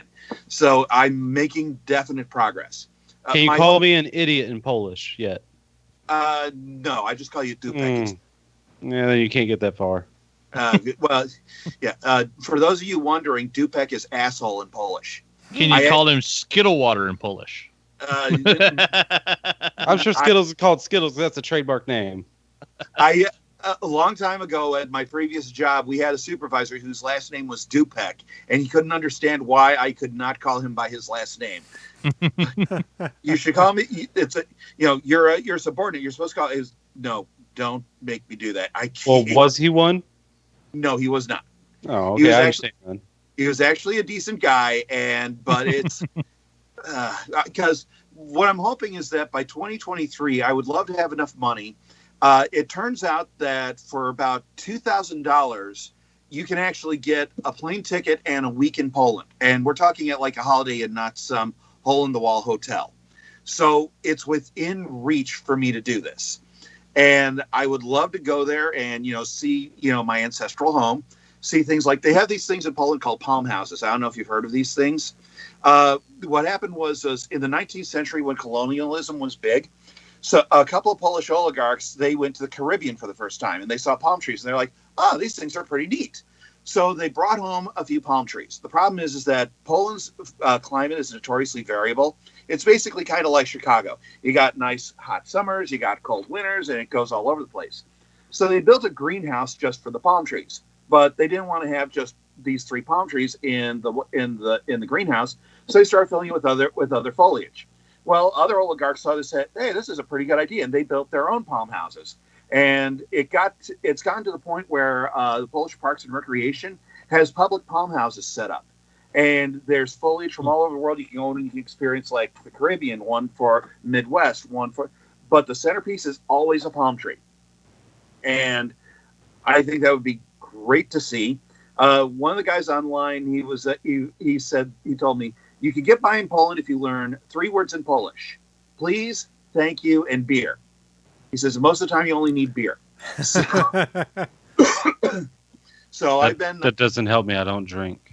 Yeah, me either. So I'm kind of fucked. So, but I've been learning. I've been trying to learn the language, and I've been making progress on it. So, like I said, I've been turning on the Polish radio station, and I don't understand everything, but I can get kind of the gist, which is really odd because it's like, oh my god, it's starting to gel. So, learning a new language, enjoying Phineas and Ferb, and just moving forward. I did a new scene for Sailor Poland where we see Sailor Germany's quarters for the first time, and in there's a bunch of rabbits hopping around. A few weeks, this was a gag that I had to put in there. A few weeks ago, I learned there were thousands of rabbits living in the Berlin Wall. The Berlin Wall wasn't exactly a wall. It was a series of fences and walls with a no man's land in the middle. And because predators couldn't get in, any rabbits that were there when they built the wall thrived. So I'm like, and when they took down the wall, they found thousands of rabbits. And when they rebuilt some of the roads, any road that went over the no man's land, there's a steel relief of a rabbit in the road. So it's like, this is where the rabbits were at one point. So it's like, well, you're getting to the scene where you're showing Sailor Germany's quarters. It's like, put rabbits in there. You got to put rabbits in there. So I've got a bunch of rabbits in her quarters.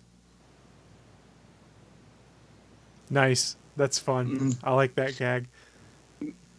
Yeah, there's a lot of, there's going to be quite a few gags in there that most people might go, hey, when Sailor Poland first gets in there, there's a painting that's tilted crooked.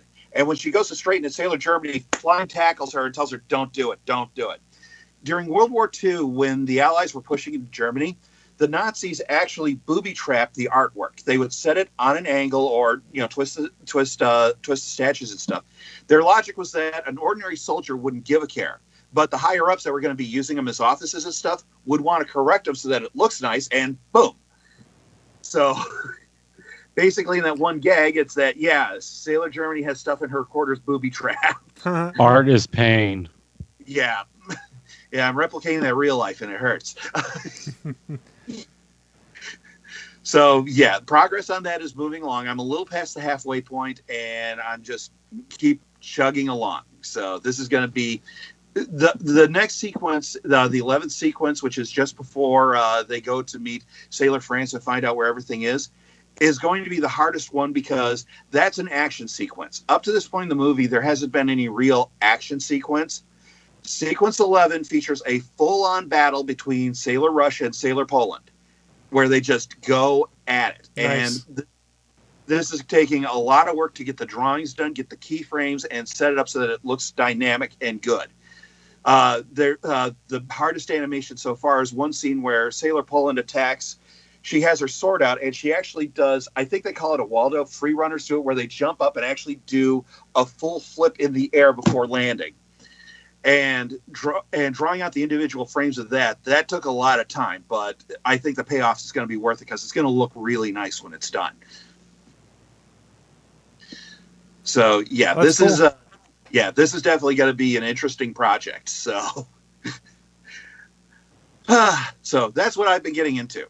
Is there no history with the front flip where someone explodes? No.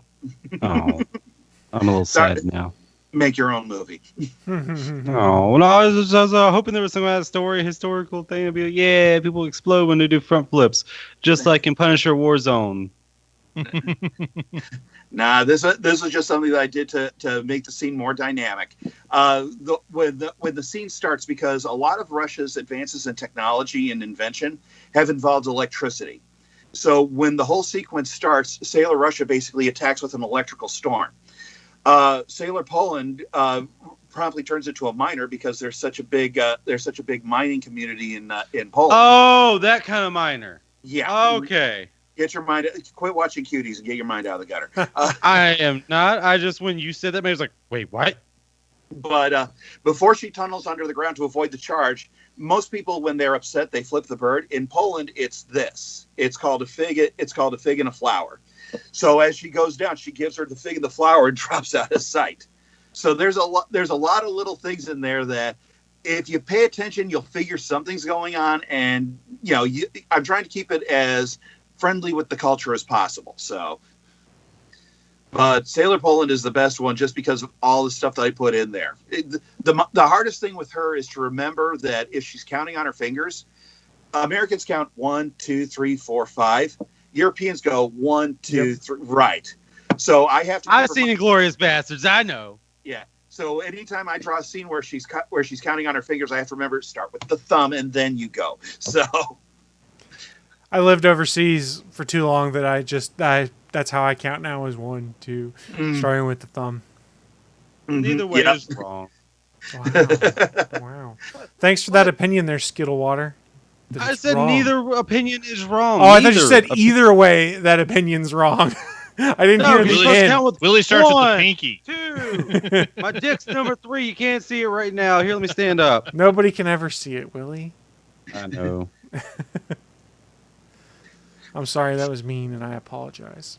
That's true. He's taking my abuse. I'm sure he can take yours. Speaking of my apologies, drown my sorrow in the Skittle Water. Guys, we did run long today, but it was a ton of fun. Thank you for everyone who did join us in the chat room today. And also, of course, thank you, Peter, for joining us 2 weeks in a row. Despite all of our blow-ups last week, we successfully pulled this week off, it seems like. Indeed. Anyone have any final thoughts before we shut down this live stream? Dwayne McDuffie, we miss you. Indeed. Yeah, Indeed. Dwayne McDuffie is missed. Genius and just a genuinely great guy. He really was one of the nicest guys I ever met. That's what everyone says about him, which is awesome. My package is only 8 stops away.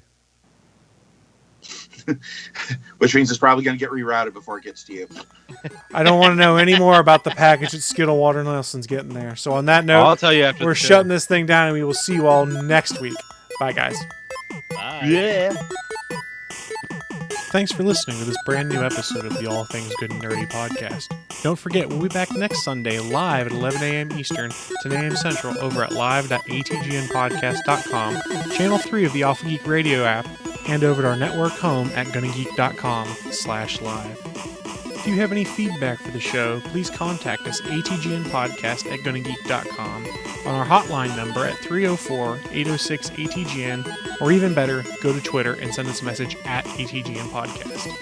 The music you've heard in this show is produced by Kevin MacLeod and can be found at Incompetech